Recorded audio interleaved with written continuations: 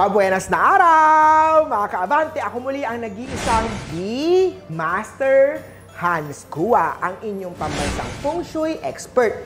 At ito ang ilan sa abang tips at palala para sa live na kay Bongga, January 23, 2024, Tuesday. Para sa mga pinanganak ng Year of the Rat, may magandang balitang bubungad sa iyo. Iwasan ang pagiging moody ngayong araw. Huwag magdalawang isip, gawin ang binabalak. Magpa-feng shui kay Master Hans. Gold at 1. Oksaman tayo bago mag-renovate ng bahay ng tindahan, huwag padalos-dalos, ipa-feng shui muna yan, magpa-cleansing kay Master Hans Kua. Maswerteng kulay, white at 20. Tiger naman tayo sa love life, normal lang na magkatampuhan, ngunit hindi naman dapat na physical ang kakasakitan. Ngayong araw, maniwala sa kutob, hindi kailangan magalit sa kanya dahil alam mo naman na siya po ay sumusunod sa payo mo. Gray at 17. Rabbit naman tayo, may magandang umagang bubungad ngayong araw. Maswerteng negosyo at may money star pa.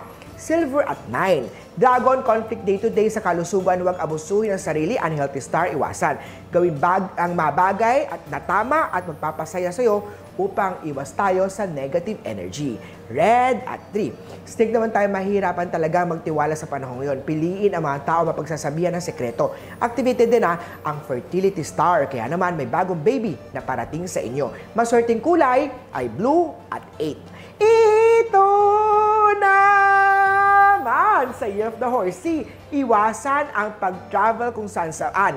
Activated kasi ang accident star, bumili ng mga crystal for protection para makaiwas tayo sa negative o kamalasan, personal na bumisita sa tindahan ni Master Hans. Peach at 2. Goat naman tayo, may bagong family members, makikilala mo, hindi kailangan baguhin ang sarili para magustuhan kanila. Magpa-love tarot reading. Pink at 11. Monkey sa love life, iwasan ang ayaw na partner para makaiwas tayo sa away. Iwasan ang away o pumatol sa taong hindi lubos kakilala, lalo't pat ito'y social media. Sisiraan ka lang niya. Yellow at 15. Rooster naman na nalulungkot ka sa kanyang pagtatapat. Mag-ingat din sa travel star. Gray at 6. Sa dog naman tayo kung ang pinakamaswerte today. Maswerte sa'yo ang maging leader. Magpa-astrology life destiny reading kay Master Hans. Maroon at 4. Pig naman tayo sa bahay, posibleng mag-renovate pero kailangan ng feng shui floor plan. Bumisita sa tindahan ni Master Hans Kua para ma-check ko ang feng shui. Purple at 12 ang swerte kay Pig. Muli po ito po yung mga gabay patnubay lamang ni Master Hans kayo pong gumagawa ng swerte sa buhay dahil nasa inyong palad sa lalay ang tunay na tagumpay. Ako muli ang nag-iisang Master Hans Kua para sa hashtag Hans Suwerte sa Abante.